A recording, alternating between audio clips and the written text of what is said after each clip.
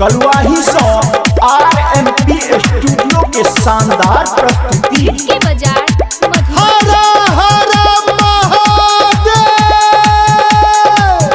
ले लो ए बम तनी चिलम के दम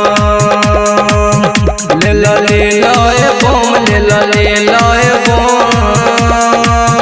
तनी चिलम के दम कवर उठा के बढ़ाव कदम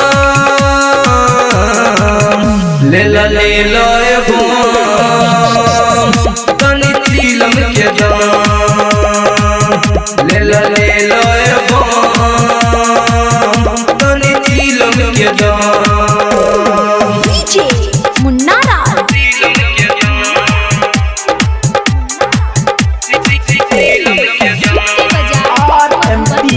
अपन लोग अपन गीत धके कांवर भरैने लोटा में जल भोला दे तो सुनैनी मन फल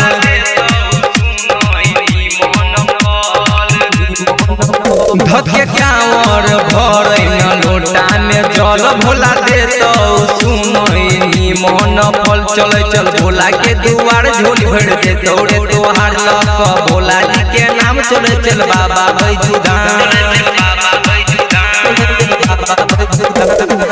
छियै बम महाकाल के हम ले लो ए बम तनी चिलम के दम ले लो ए बम तनी चिलम के दम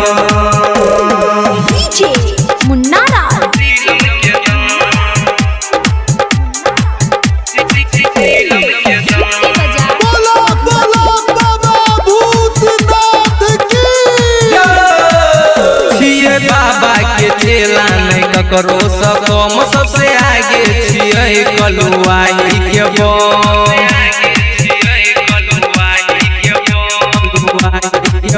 छियै बाबा के चेला नहीं करो सकम सबसे आगे छियै जयनगर के बम चल देव घर संग भक्त पूरा रे मन मंगलक भोला जी के नाम शिव जाय छै बाबा धाम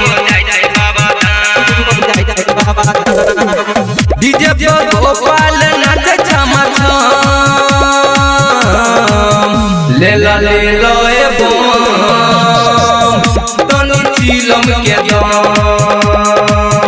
ले लो ए बम तनी चिलम के दम